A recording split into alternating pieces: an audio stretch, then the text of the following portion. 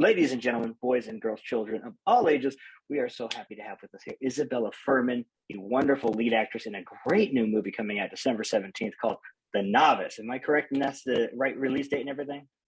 December 17th. Yep. Awesome. And in this, you play Alex Dahl, who is sort of, would you say an obsessive? Mildly obsessive. I like that. Obsessive and OCD and a lot of other things, but very driven young woman. That's what I was going to say. Driven young lady. There had to have been for you some physical transformation going on here because there's a lot going on with that rowing. How was that?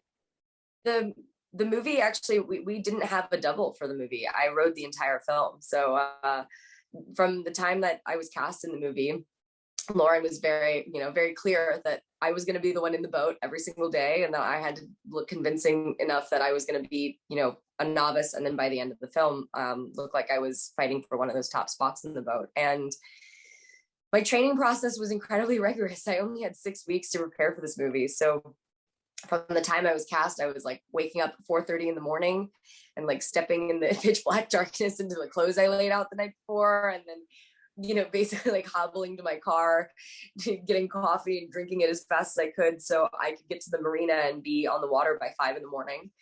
and in a boat in the cold with my coach screaming at me from another boat. And then I would do that for 3 hours, watch the most beautiful sunrise of my life, and take a little 15-minute nap, have a snack, and then go row for another 3 more hours. And then I'd finish that, and I would have my second breakfast and drive all the way in rush hour LA traffic to West Hollywood and train with my coach, Beck Wilcock. And I was really working on putting on 12 pounds of muscle for the role, which I was able to do in the time that I had. And yeah, I was doing that every single day for the 6 weeks leading up to filming. And then before and after all of our shoot days, I would go to the gym, or I would go to the tank, and I would row. And sometimes I would do both morning and evening. It really just depended on the day. And I really kind of wanted to get in this groove of really feeling this like physical exhaustion and, being in Alex's same shoes where like my hands were literally bleeding. I had blisters all over them, and I was trying to keep them from getting infected. I was like dying at the end of every single day, like just dunking Epsom salt into the bath, taking ice baths and hot baths. And it really kind of put me in the physical space of being an athlete, and really learned to love the sport, which is Alex's journey as well. I like that. Now, at this point, you can crush a watermelon with any given muscle in your body at this point. Yes. 100%. Fingertip. You put it in between your biceps and just crush it. Yeah. That's what I figured. At this point, you had to be that strong, because that's a ridiculously arduous process, and the rewards are there though. Your performance, and I want to talk about that a little bit, is absolutely excellent. We as an audience get to experience the psychotic break that she basically is going. Yeah, Lauren really did such an incredible job with the editing and sound design, and I mean, even the shooting of the film, but truly how the movie was completed. I think the film in itself is its own character. You really dive into Alex. Like, that is the movie, is you are living and breathing this anxiety that she's going through. And I think that's something I've never seen on film before. Yeah, I like that. There were some decisions she made, particularly with the racking of the camera, that really get you in that mindset of one team, which is Team Alex and nobody else. And I thought that, could you talk about a little bit about working with Lauren? Because she's obviously a highly skilled and talented director at this point.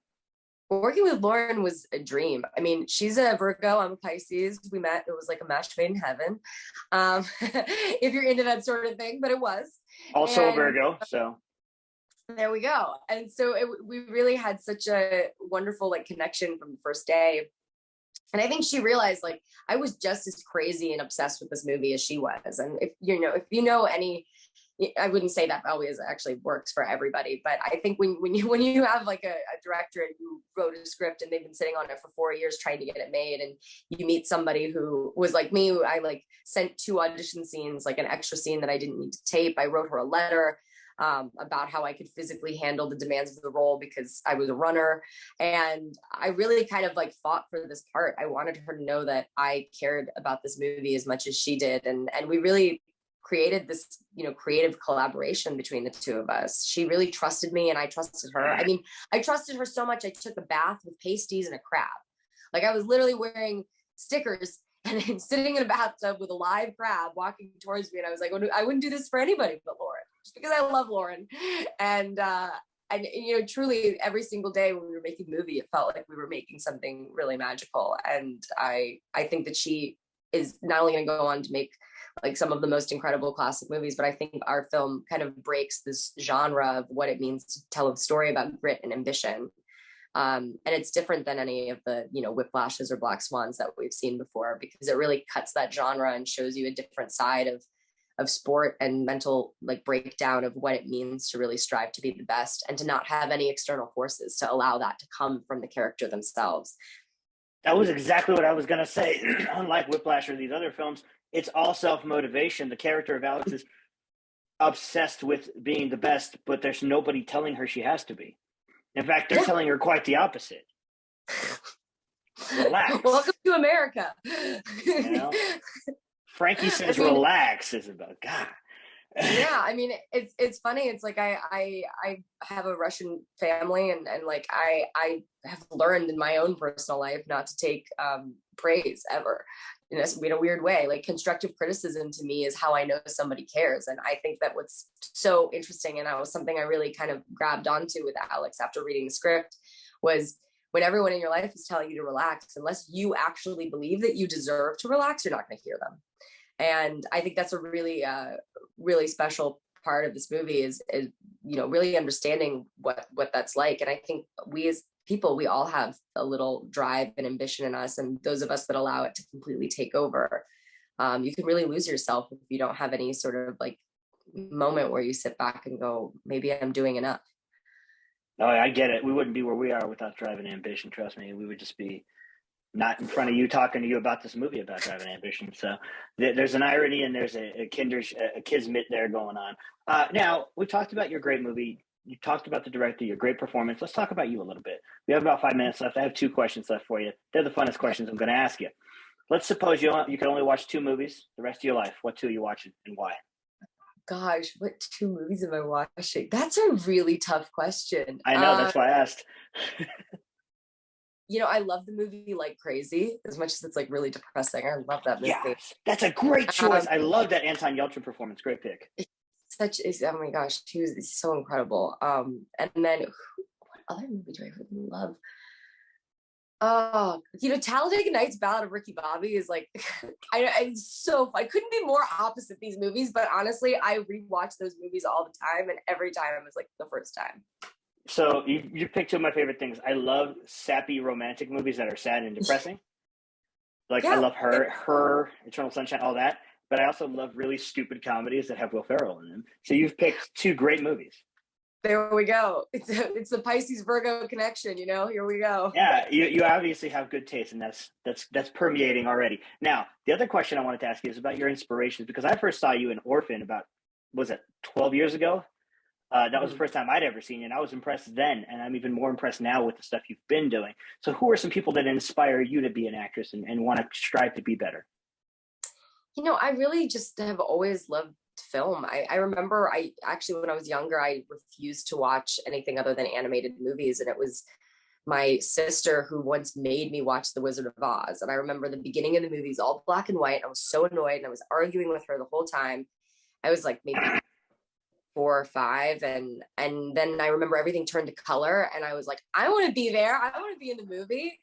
And it was just kind of a thought that I had, and it's so funny because how my career started, things just kind of weirdly fell into place. I mean, my parents definitely are not in the industry, and no interest in me being in the industry. And then as things kind of fell into place, and then I, when I booked Orphan, that was really the first time that I realized this was something that I could do for the rest of my life, that I could tell stories, and I could be a part of telling those stories and diving into people's brains and discovering what makes them tick and who they are, and allowing people to feel seen or understood or even feel something, which is what I love about films, or escape reality just for like a few hours. And so to me, really, I would say that's really kind of what I've always kind of strived for in my life, was like to continue telling stories and tell good stories that people really love.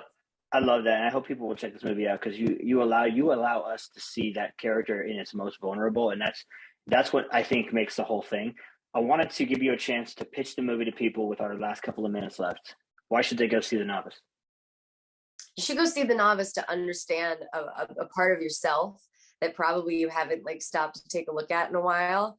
That's the thing that gets you up in the morning, the thing that gets you going to work, the thing that gets you, spending extra time on that project you're working on, or the thing that you're just driving yourself crazy to get perfect.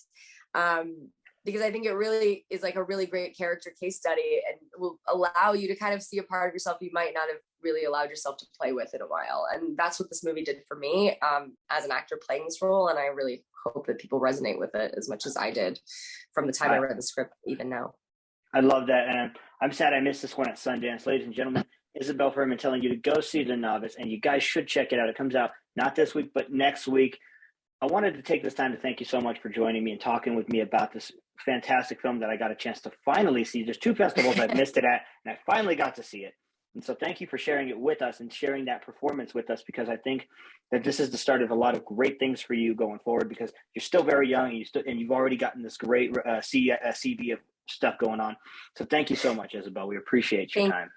Thank you so much. Have a really wonderful day. I will definitely give it a shot. Thank you so much. Bye.